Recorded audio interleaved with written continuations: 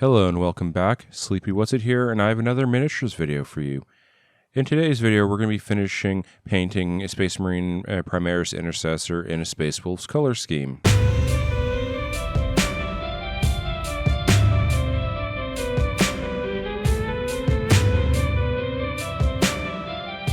This video is the second in a pair of a paint-along for a Space Wolve. I'll put up a card now for the first one in case you missed that video.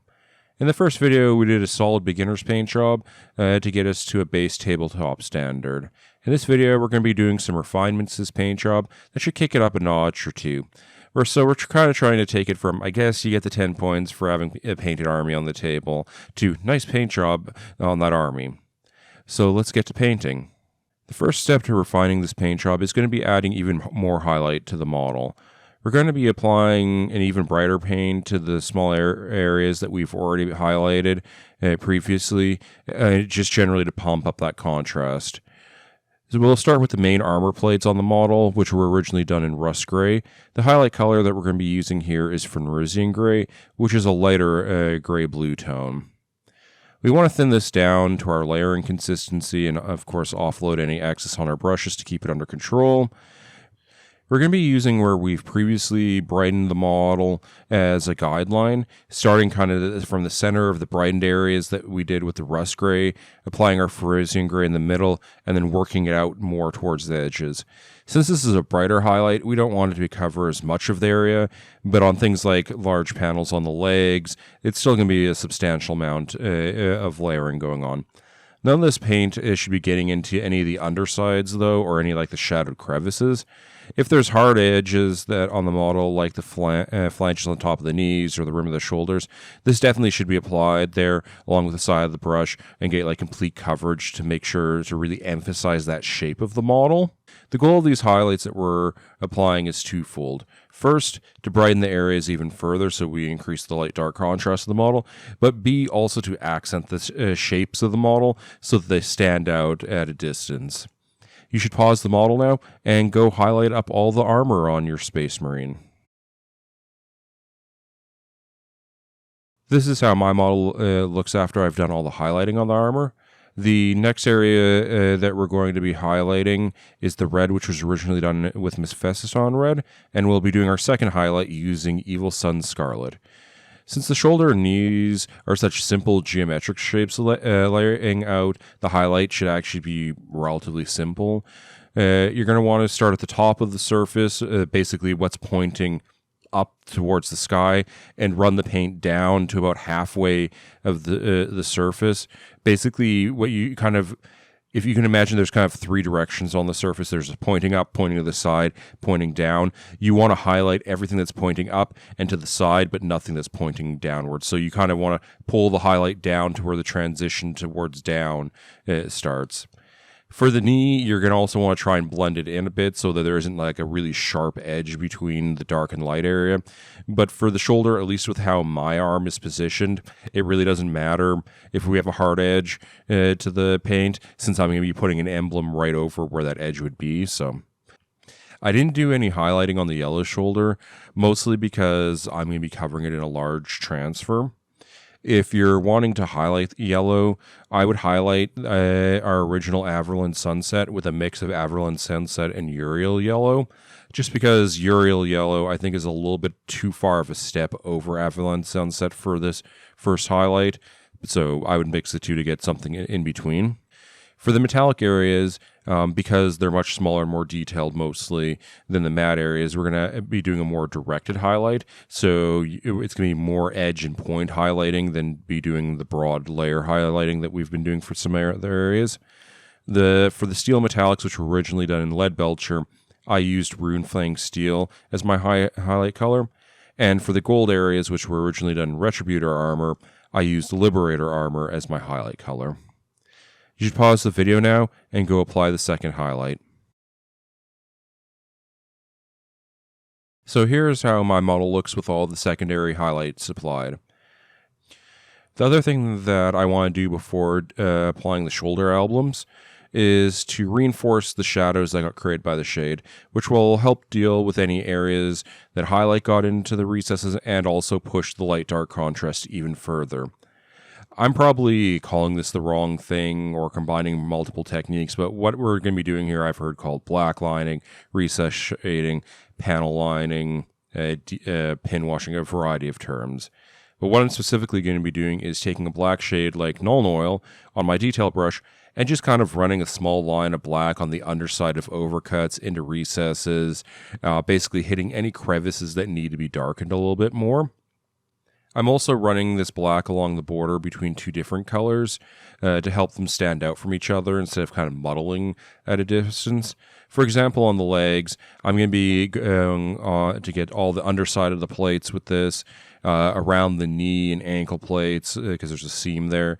Get this little seams running across the plates where they join, and there's like one that runs down the side of the leg. I'm just going to work over the entire model, finding any areas that I think need a touch more shading, and hitting them with it. As with the highlights, what we're attempting to achieve here is increasing that light-dark contrast, as I mentioned, and also outline shapes so that they're more visually apparent at a distance. If you've done any significant amounts of edge highlighting on the model in the previous step, you're going to be running one of these shade lines to counterbalance it. So like basically anywhere that you would see an edge highlight, there should probably be a shadow that accompanies it somewhere. I probably wouldn't do the entire model like this normally for a troop unit like this, but we're just trying to demo it. But I definitely, even for a troop unit, want to fix any recesses that got filled in and outline the main shapes of the model, like the color blocking and such. Going full bore like this should probably be more reserved for things like your leaders, like sergeants or higher, or your characters. But then again, that's getting into, are you focusing on making a playable force or a display piece? Because this does take a bit of time to do. You should pause the video now and go detail shade your model as much as you want. So here's how my model looks like with all the detail shading completed. The final stage of painting this model is going to be adding the symbols to the shoulders and the knee. I'm going to demo 3 different ways of doing this, going from the easiest way to do this to the hardest way to do this. For all of these, I recommend applying a varnish or sealant to the area that you're going to be working on so you don't end up accidentally pulling up paint that you've worked so hard putting on the model. We're going to first tackle the left shoulder, the yellow one, which is going to have the Space Wolve's wolf head symbol on it. This is quite a detailed image, so I'm not even going to consider trying to freehand it, but all the power to you if you can do that. Instead, I'm going to be using a waterslide transfer to do this. If you have the upgrade sprues, I believe the shoulder has this symbol embossed on it, so you could probably just base coat over that to do this. But for those of us that aren't so lucky, I'm going to be using the transfers that come out of the Elite Edition starter set. To apply our transfer, we're going to need to cut it out from the sheet. I would normally just use my hobby knife for this, but I need to go replace the blade on mine, and I'm just too lazy to walk over to the other room to get a spare. So I'm just going to use some scissors that are on my desk to do this. After cutting it out of the sheet, we're going to want to trim it down as close as possible to the shape so that there isn't any excess material. Trimming like this will help reduce any wrinkling that we're going to get from applying it over a shoulder. We're now going to submerge it in some shallow water. After about a minute, it should easily separate from the paper. We can now use our brush to gently lift it out of the water. I would recommend using a flat to do this instead of the round like I did. Then we gently lay the transfer down on the model, unfolding it in the process if that's needed. You now can use the brush to reduce any wrinkles by just kind of brushing them out, and also push the image into the place that you want it on the model. If the transfer starts catching on the model anywhere, add a little bit more water with your brush just to float it a little bit more. Once you have it in position, you can use a cotton bud to wick away the water and stick it down into place. If you have any wrinkles that you can't get out of the transfer just because of the curve that you're going over, you can use a decal softener like Microsol, or I believe Green Stuff World makes some for it. This will soften up the transfer and allow you to flatten it out, though it does make it more prone to tearing, which is why I like to position them before applying this. Once it's dried, apply a thin layer of varnish over it to seal it in and protect it, because it is transfers are very prone to getting damaged. You should take some time now and apply the transfer to your model. Now let's move on to the markings on the right side of the model. For this, I'm going to be doing a simple single triangular design, though you could extend the process I'm about to go through to more complex designs. Here I'm using standard house painting masking tape, but if you haven't been waiting over a month for your new modeling tape to arrive, you should probably use that instead, because you're going to have much less cleanup if you're using proper modeling tape and have to not trim things down. First, I mark out the center line of the triangle that I want to draw, and then I'm going to be mark out all 3 of the corners based on where that center line is, just kind of eyeballing the shape. You could get out like a flexible ruler or something and really measure it out if you're built that way. I've cut my tape into small strips so that it can fit more easily on the model. Again, if you were using modeling tape, this would be much easier to do. I'm going to apply a piece along one of the vertical sides of the triangle, and then the other piece along the other vertical side. If I was trying to be super tidy about this, I could also put one along the base side of the triangle. I tried using like a brush or a pin or something to push down the tape to make sure it's completely secure, but as you'll see later, I didn't get that completely secure. Then we use Abaddon Black to fill in the entire area, taking a couple layers to get it completely covered. After this has been applied, I remove the tape. You should make sure to remove the tape before the paint completely dries. Otherwise, you're going to risk pulling some of it up, though it's not like it's not a huge issue. The reason we put down the varnish before, of course, is to keep the paint from pulling up our existing paint. As you can see here, my tape wasn't completely secure, c'est la vie. I tried first using a damp brush to clean this up, which sometimes worked, but it wasn't completely successful. So we need to get out the red and paint over some of this overage to clean it up. The reason I use tape here instead of just trying to freehand it is because I find it, in general, for a size this large and kind of awkwardly shaped like this, it's difficult to pull a straight line that long.